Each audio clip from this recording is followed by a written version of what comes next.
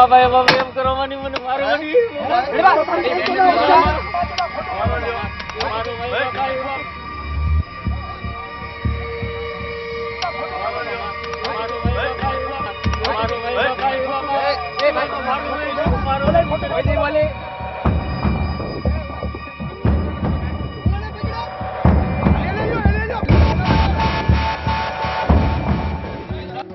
नमस्कार, मैं रविश कुमार। गुजरात के ऊना शहर की ये तस्वीर आंखों से ज्यादा मन को चुभती है।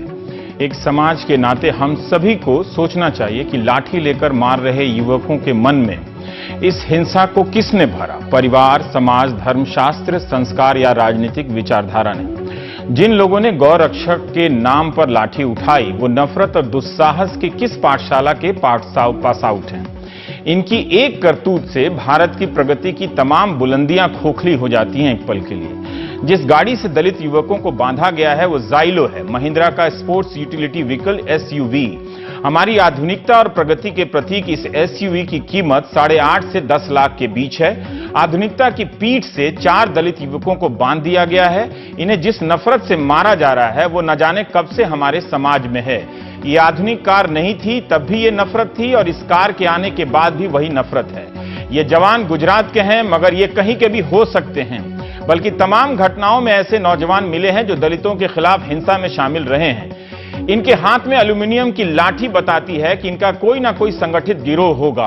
किसी को पता करना चाहिए कि कहां से पैसा पाते हैं कि 8.5 लाख की जाइलो पर चलते हैं, उससे दलित युवकों को बांधकर मारते हैं। मारपीट में शामिल 8 लोगों को गिरफ्तार कर लिया गया है, 6 पुलिस वालों को सस्पेंड किया गया है और मामले की सुनवाई के लिए विशेष अदालत का गठन करने की बात हो रही है। लेकिन यह भी जानना जरूरी है कि ऐसे लोगों के पास संसाधन कहां से आते हैं, ये किससे जुड़े हैं और इनके पास 10, 15, 50 लोगों का गैंग कैसे जमा हो जाता है किसी को कानून हाथ में लेकर मारने के लिए। ऊना से 50 किलोमीटर दूर 22 मई को भी ऐसी ही घटना हुई थी, लेकिन उस मामले में कुछ खास नहीं हुआ।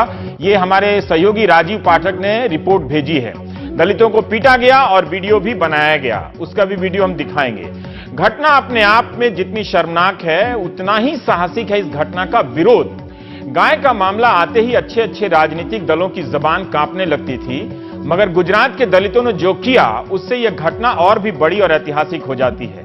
दलित समाज ने ट्रकों पर मृत गायों को लादा और सुरेंद्रनगर के कलेक्टर के दफ्तर में जाकर छोड़ आए कि हम अंतिम संस्कार नहीं करेंगे, गाय जिनकी माता लगती है वही करें। ये और बात है कि डॉक्टर अंबेडकर ने यह काम छोड़ देने की बात दशकों पहले की थी। फिर भी हाल फिलहाल के दशकों में पूरे भारत में कहीं भी गौ रक्षकों के दुस्साहस का ऐसा प्रतिकार आपको नहीं मिला होगा। शायद इसीलिए गौ रक्षकों का हौसला इतना बढ़ गया कि इन युवकों को मारने पीटने के बाद सबने इन्हें नीचे बिठाकर तस्वीर भी खिंचाई। ये तस्वीर, जो दूसरी तस्वीर अभी आपको दिखाएंगे, दलित युवक थाने के परिसर में हाथ जोड़े खड़े हैं और पीछे नीले रंग से थाने का नाम लिखा है। आप कल्पना कीजिए कि इन युवकों को, दलित युवकों को ग्लानि और बेबसी की किस अवस्था से गुजरना पड़ा होगा। 2 साल के दौरान ऐसी घटनाएं कई जगहों से आ रही थीं। बीफ की तस्करी के आरोप में हरियाणा में 2 बार युवकों को गोबर, गौमूत्र, दूध, दही, घी का मिश्रण खिलाया गया। उसका वीडियो बनाकर वायरल किया गया। दोनों युवक मुस्लिम थे। झारखंड में भी 2 मुस्लिम युवकों की कथित रूप से इस शक के आधार पर हत्या कर दी गई कि वो गाय की तस्करी कर रहे थे। विरोध हो रहा था इन सब बातों का, मगर हमारे नेता भी गाय के नाम पर समाज से संवाद करने में डर रहे थे। उन्हें लग रहा था कि गाय को लेकर कोई दूसरा तर्क नहीं बचा है। श्रद्धा और आस्था के नाम पर लोग गुस्सा हो जाएंगे। ऐसा करते समय वे सिर्फ एक प्रकार के लोग की ही कल्पना कर रहे थे। उनकी कल्पना में दूर दूर तक गुजरात के दलितों का यह जवाब था ही नहीं कि यहां की दलित सांसदों और नेताओं के पास भी जवाब नहीं था। वे भी चुप थे।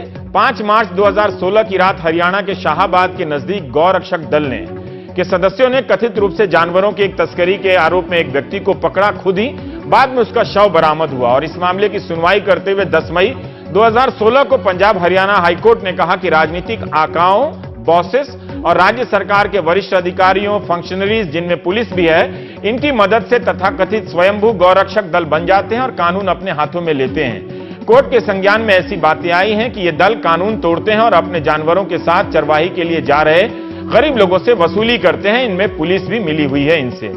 अब कुछ बातें गाय और गौशालाओं की। हमारे देश में कुछ बहुत ही अच्छी गौशालाएं हैं, देखना भी चाहिए इन्हें जाकर। इन्हें आप छोड़ दें, या इनके वजूद तमाम शहरों में गाय जो हैं इनके वजूद के बावजूद कचरे के ढेर में प्लास्टिक की थैली खाने के लिए अभिशप्त हैं। इस हालत में कोई सुधार नहीं हुआ। पंचायतों में गौचर की जमीन पर जिन लोगों ने कब्जा किया है उसकी सूची बनेगी तो सारे राजनीतिक दल इस बहस से छुट्टी ले लेंगे। ज्यादा दूध के लिए गाय को जो इंजेक्शन मारा जाता है वो कितना कष्टप्रद है, फिर भी गौ रक्षकों की सक्रियता की घटनाएं संख्या के लिहाज से बहुत बड़ी तो नहीं है भारत में, मगर इनसे जो दहशत का वातावरण फैला उसका असर संख्या से भी ज्यादा। एक खास तबके में असुरक्षा फैली, लोगों को लगा कि कब कौन से मांस को क्या समझ लिया जाएगा और मारने पीटने वाले आएंगे। जब तक यह मामला हिंदू बनाम मुस्लिम के एंगल में था, ज्यादातर लोगों की चुप्पी थी, मगर दलितों ने इस चुप्पी की परिभाषा को बदल दिया है। गुजरात में पिछले 3 दिनों में कई जगहों पर प्रदर्शन हुए। भावनगर में तो महिलाओं ने रैली निकाली बुधवार को। अमरेली, जूनागढ़, राजकोट, धोराजी, पोरबंदर, भावनगर, अहमदाबाद सहित कई जगहों पर चक्का जाम से लेकर पथराव और तोड़फोड़ की घटनाएं हुई हैं। मोरबी जिले में 200 दलितों ने बंदूक के लाइसेंस की अर्जी दी।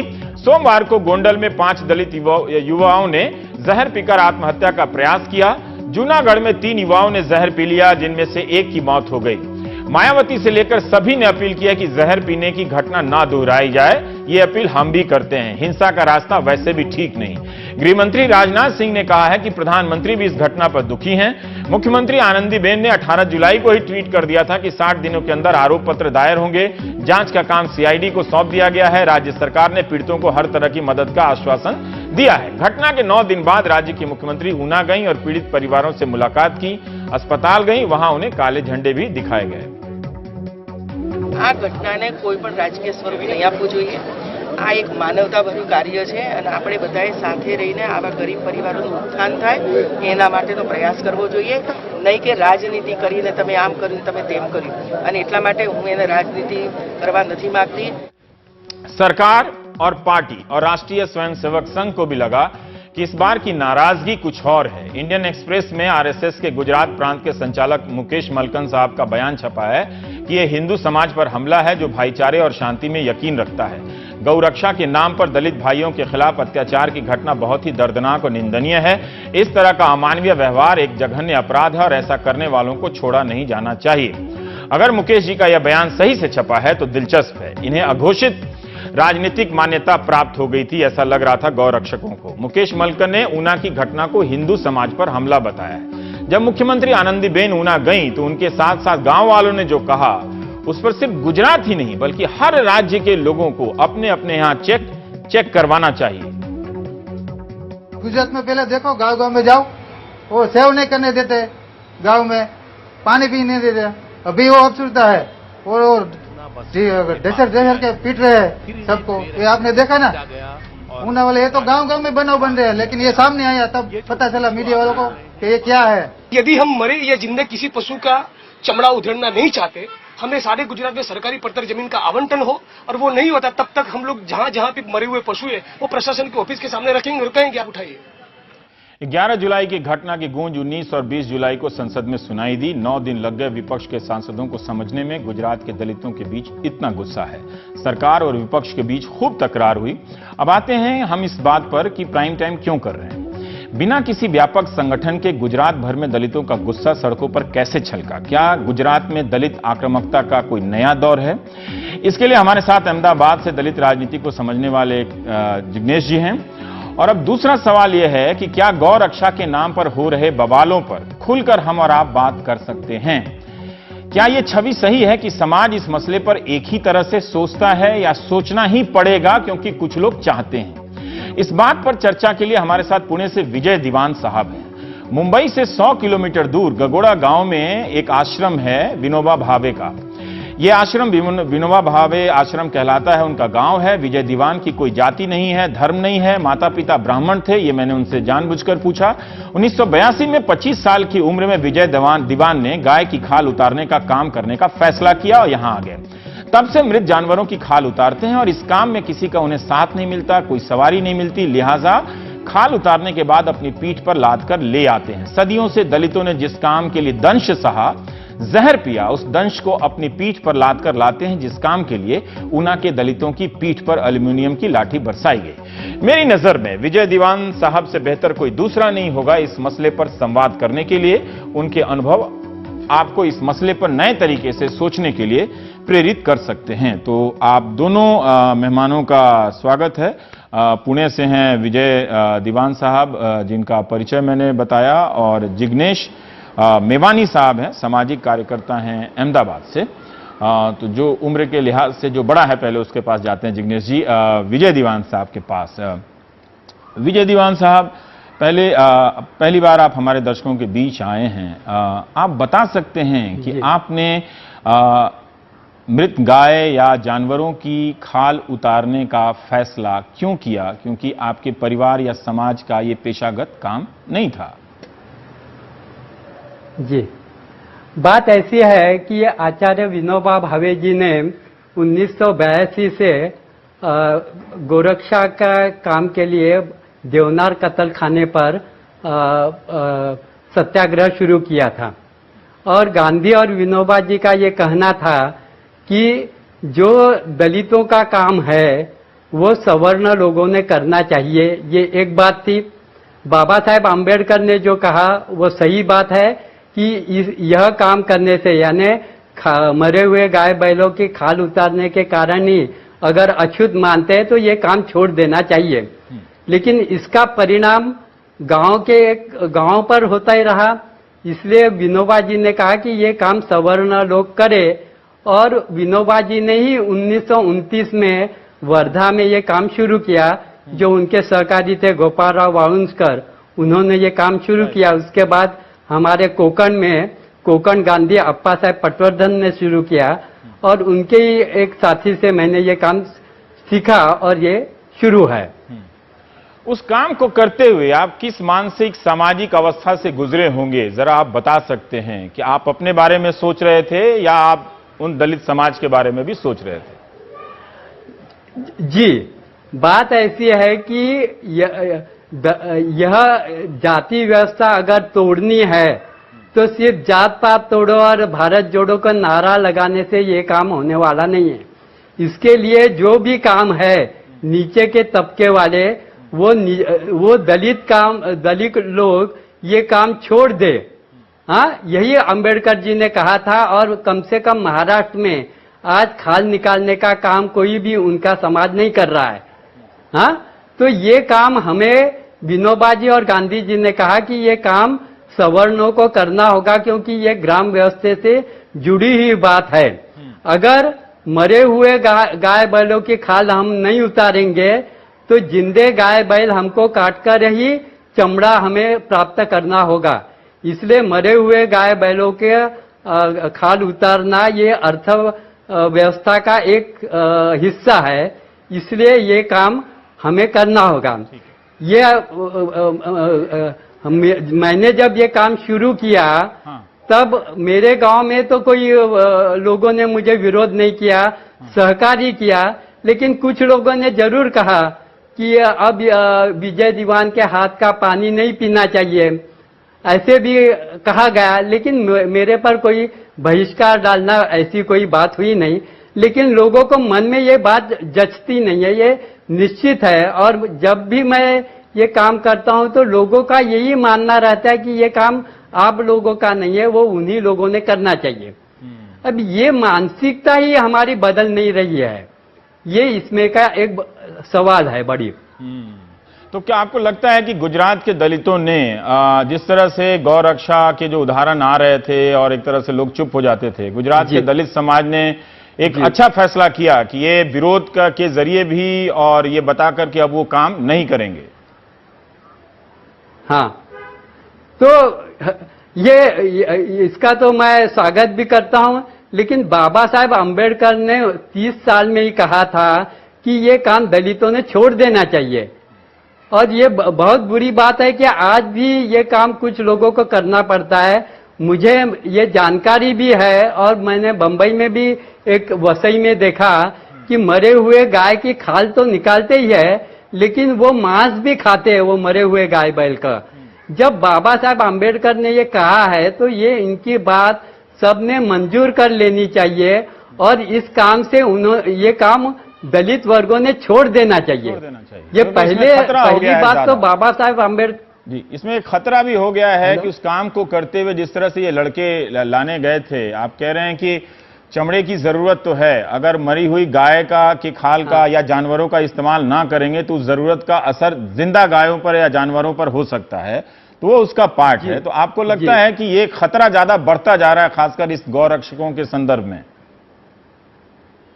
जी, वो खतरा तो बढ़ रहा है, लेकिन मुझे ऐसे लगता है कि दलितों पर अन्याय करने के लिए इनको कोई तो भी निमित्त लगता है। हाँ, वो गाय का मिला इतना ही है, अन्यथा और कोई सवाल मिलता तो भी ये मारते, क्योंकि इनकी मानसिकता ही उस ढंग की है, ऐसा मेरा कहना है। ठीक है। जिग्नेश भाई, हम आपसे जानना चाहते हैं कि विजय दीवान साहब अपना पुरानी बात बता रहे हैं कि 1930 के दशक में ही डॉक्टर अंबेडकर ने कह दिया था कि इस काम को अब छोड़ ही देना चाहिए। अगर इस काम की वजह से आज भी, मतलब उस वक्त को क्या स्थिति होगी हम उसकी कल्पना नहीं कर सकते, लेकिन अगर आज भी ये स्थिति है, थोड़ा आप बता सकते हैं क्या कि क्या ये कोई जो विरोध प्रदर्शन हो रहे हैं वो कोई नया दौर है दलितों का? कोई संगठन है, कोई पार्टी है इसके भीतर जिसके कारण ये इतना बड़ा चारों तरफ अलग अलग स्वरूपों में फैला है? ऊना में जो ये वारदात हुई, उसी ऊना में 2 साल पहले एक दलित को जिंदा जला दिया गया था। अहमदाबाद में 2.5 साल पहले 24 साल के अमित चावड़ा नाम के एक लड़के को भी जिंदा जला दिया गया। आज 116 गांव में दलित पुलिस प्रोटेक्शन में जी रहे हैं।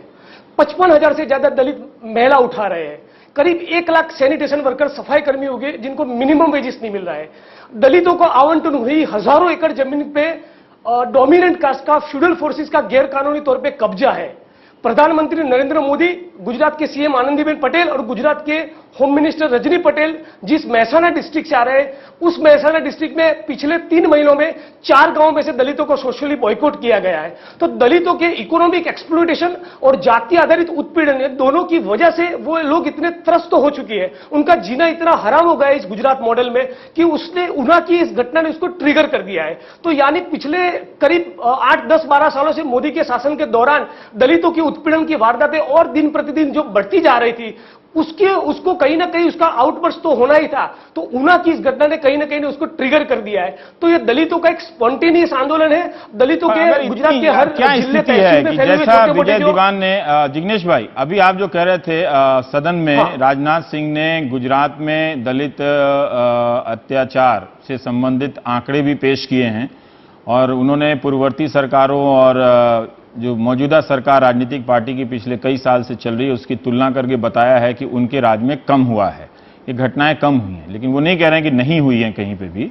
तो एक समाज की भी एक समस्या है सरकार के साथ साथ। मैं थोड़ा सा आपसे और भी जानना चाहता हूं कि क्यों नहीं ऐसी जागरूकता पहले आई कि ये काम वो कर रहे थे, उन्हें ये काम नहीं करना चाहिए था?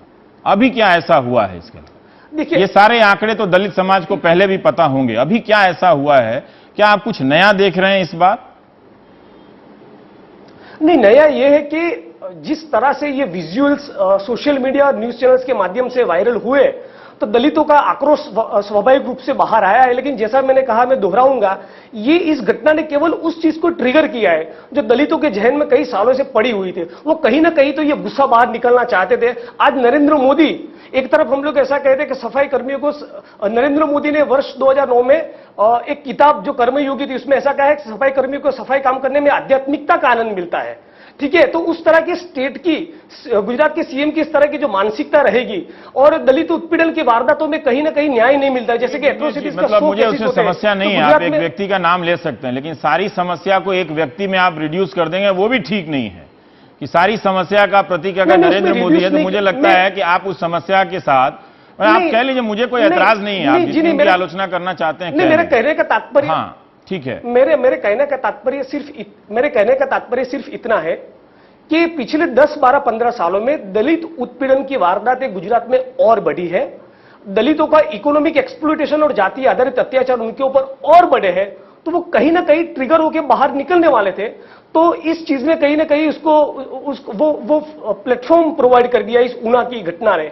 जैसा कि दीवान साहब बता रहे थे कि लोग स्वाभाविक तौर से अपने आप बिना किसी संगठन की मदद से ट्रकों पर मृत जानवरों को लाद कर ले गए और सुरेंद्रगढ़ में वहां रख दिया कि ठीक है हम अब ये काम नहीं करेंगे। जो दीवान साहब कह रहे हैं, तो क्या आप बता सकते हैं कि गुजरात के गांव में क्या ये काम मतलब क्या इतना व्यापक होता है और ऐसा काम करने वालों के साथ आमतौर पर सामाजिक व्यवहार क्या होता है? तो वीडियो में हमने देखा कि जिस तरह से मार रहे हैं, जो लोग इस चमड़े के व्यापार से जुड़े हुए हैं या उसके जो प्राथमिक कार्य करते हैं उनके साथ कैसा बर्ताव होता है? बिल्कुल उनके साथ छुआछूत और जाति आधारित डिस्क्रिमिनेशन होता ही है। और दलित ये जो मसला है, इसमें दीवान साहब की बात को आगे ले जाते हुए मैं ये कहना चाहूंगा कि बेशक दलितों को ये काम छोड़ना चाहिए, लेकिन उसके भी दो पहलू है। एक पहलू ये है कि जो लोग इसमें से प्रॉफिट कमा रहे हैं, जो बिजनेस के एंगल से उसको देखते हैं और उनकी जो चॉइस है, तो वो काम ये कर सकते हैं। लेकिन जिनको मजबूरन किसी ऑल्टरनेटिव रोजगार के एब्सेंस में ये काम करना पड़ रहा है, तो उनकी ओर से मैं गुजरात सरकार को ये निवेदन करूंगा कि गुजरात में सारी सरकारी पड़तर जमीन government wasteland SC ST OBC को बांटने की, उनमें आवंटन करने की प्रोविजन है। तो यदि ये सारी जमीनें उतने सालों में उनको लैंड रिफॉर्म्स के जरिए बांटी जाती, तो दलित समुदाय इस परंपरागत पेशे से बाहर आ सकता था। ऐसे एफर्ट भी कभी स्टेट की ओर से नहीं हुए, तो उसकी वजह से आज भी उनको ये परंपरागत काम करना पड़ रहा है और उसके साथ जो डिस्क्रिमिनेशन होता है वो आज भी चालू है। ठीक है विजय दीवान साहब, अभी जो जिग्नेश जी ने कहा कि जो दो विकल्प आप कह रहे हैं कि दलितों को यह काम छोड़ ही देना चाहिए क्योंकि इससे एक सामाजिक जातिगत व्यवस्था समाज में वो बनी रहती है, तो उसका एक ही उपाय है उसको छोड़ दो। हाँ। मैं भी आपसे पूछ रहा था कि फिर वो क्या करेंगे, तो एक उपाय वो बता रहे हैं कि सरकार जमीन दे और दूसरा उपाय कह रहे हैं कि जो बिजनेस करना चाहते हैं बिजनेस के लिहाज से वो करते रहें। आप सहमत हैं इससे? जी, बात ऐसी है कि आचार्य विनोबाजी भावे ने भूदान आंदोलन में जो जमीन मिलाई, भारत में 13 बरस घूमकर 47 लाख एकड़ जमीन जो मिली वो सब दलितों को ही बांटी गई है। अब जो ज्यादा और कुछ जमीन होगी वो भी दलितों को बांट लेनी चाहिए। बात यह है कि यह काम छोड़ने से उनकी आमदनी बंद होगी, तो होने दीजिए, वो जीवन के नए रास्ते खोज देंगे। जब बाबा साहेब आम्बेडकर को केसरी, लोकमान्य तिलक के केसरी के संपादक ने पूछा कि आप उनको ये काम बंद करने को कहते हैं तो वो भूखे मरेंगे, तो बाबा साहेब आम्बेडकर जी ने ये कहा कि वो भूखे मरेंगे या नहीं मरेंगे इसकी चिंता आप छोड़ दीजिए। हाँ, वो पैसा महत्व का नहीं है, महत्व की बात है प्रतिष्ठा है। अगर प्रतिष्ठा नहीं मिल रही है तो वो पैसे की मुझे कोई कीमत नहीं है, वो हम हमारा देख लेंगे। फिर उन्होंने उस पत्रकार को कहा कि कितने रुपए मिलते हैं, उसने जो कीमत कही उसने, तो बाबा साहब आम्बेडकर ने कहा कि आप ये काम कीजिए ना, उससे दुगना पैसा मैं आपका देता हूं। लेकिन वो काम करने को राजी नहीं होते हैं। मेरा ये कहना है कि गांधी जी और बाबा साहब आम्बेडकर जाति व्यवस्था तोड़ने के दो बातें कर रहे हैं। आम्बेडकर जी कह रहे हैं कि ये काम छोड़ दीजिए दलित लोगों को, और गांधी जी कहते हैं कि ये काम सवर्ण लोगों ने कर ये जाति व्यवस्था तोड़नी होगी। बाबा साहब या गांधी जी दोनों एक ही बात कर रहे हैं, ऐसा मेरा कहना है। तो आपको लगता है कि जो गुजरात के दलितों ने कहा विजय दीवान साहब कि जिनकी जो गाय को मां समझते हैं वही अंतिम संस्कार करें या वही खाल उतारें या वो गाय के मरने के बाद वही उठा कर ले जाएं, अगर वो इतना ही प्यार करते हैं तो उनका एक तरह से ये कहना सही था कि जी? हाँ, देखिए महाराष्ट्र में भी जब बाबा साहब आम्बेडकर जी ने ये कहने पर ये काम छोड़ दिया गया तो किसी ने भी ये काम नहीं किया ना। उसके बाद तो विनोबा जी ने शुरू किया, उसके बाद ये काम शुरू हुआ है। बात ऐसी है कि ग्रामीण जो व्यवस्था है उसका भी एक सवाल रहता है। जब मैं मानता हूं, मुझे जो जानकारी है महाराष्ट्र की, तो दो और तबके हैं जो इस काम में जुड़े रहते हैं महाराष्ट्र में। एक जो कहलाता है वो है चर्मकार समाज, हाँ, और दूसरा है जिसको ढोर समाज कहा जाता है, तो वो टैनिंग करता है। चमड़ा पकाने का काम ये ढोर समाज करता है और उसके जूते बनाना, चप्पल बनाने का काम ये चर्मकार समाज करता है। अब रॉ मटेरियल देने वाला जो समाज है, जो बाबा साहब अम्बेडकर का समाज कहलाया था, इसने ये काम बंद करने के बाद ये दो वर्ग बेकार हो गए ना। हाँ, और इसके बाद ये शहर में चले गए। बात ये हो गई कि उसके बाद चमड़े पर इसका असर हुआ और चमड़ा मिलना बंद होने के कारण कत्ल खाने खुलने लगे गांव-गांव में, क्योंकि चमड़ा तो चाहिए था। आज चमड़े का उपयोग बहुत कम है। उस समय पखाल रहती थी, लुहार का उसको चमड़ा लगता था, पानी कुएं में निकालते उसको मोट करते उसको चमड़ा लगता था। हाँ जी। तो ये सब एक ग्रामीण अर्थव्यवस्था पर भी उसका असर हुआ।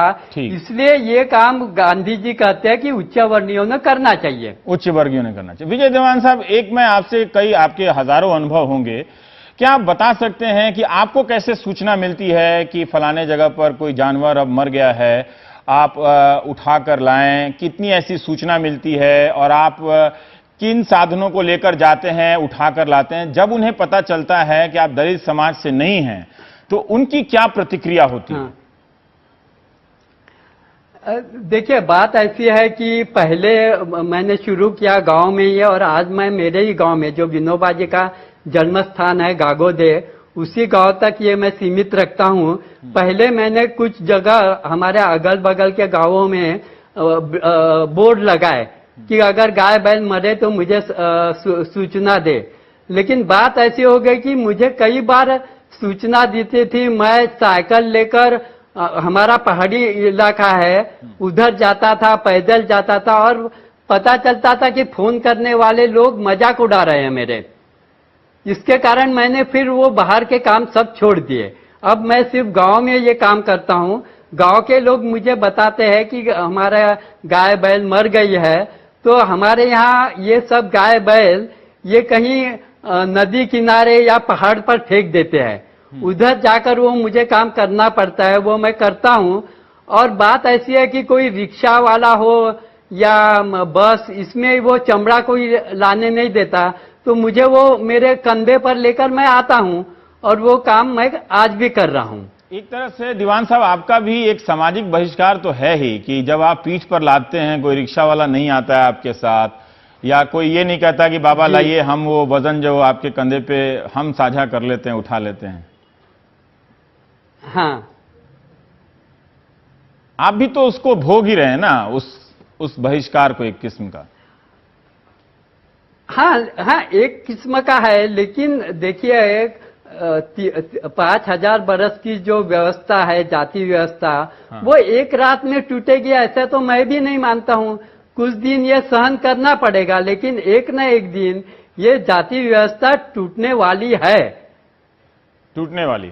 अच्छा, इससे पहले मैं जिग्नेश जी के पास जाऊं, एक और सवाल मैं आपसे जानना चाहता हूं कि जब भी ये गाय का मसला आता है, एक पक्ष बहुत आक्रामक दिखता है, इस बार तो प्रतिक्रियाएं अलग हैं, लेकिन जो दूसरे जो पक्ष है उसे समझ में नहीं आता इसे हम समाज से कैसे संवाद करें, लोग आस्था का सवाल उठाकर कहीं भड़क न जाएं।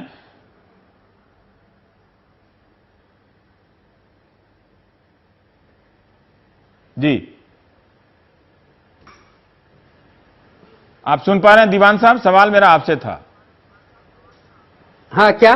मेरा सवाल आपसे था कि अक्सर भावुकता का मसला बना दिया जाता है कि जब भी गाय का नाम लिया जाता है, अर्थव्यवस्था में उसके इस पहलू को जरूरी नहीं समझा जाता, और हमेशा ये समझा जाता है कि वो जो मार रहा है वो मांस के कारोबार से जुड़ा हुआ व्यक्ति होगा या उसकी आस्था पर चोट करने वाला व्यक्ति होगा।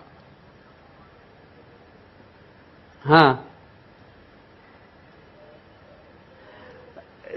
देखिए, बात ये है कि जो ये काम कर रहा है, हाँ, उसको समाज सता रहा है, ये सच बात है। लेकिन ये काम ऐसी बात है कि गाय बैलों की खाल निकालने का काम किसी को करना ही होगा, अन्यथा कत्ल खाने खड़े होंगे और गाय बैल काटने ही पड़ेंगे।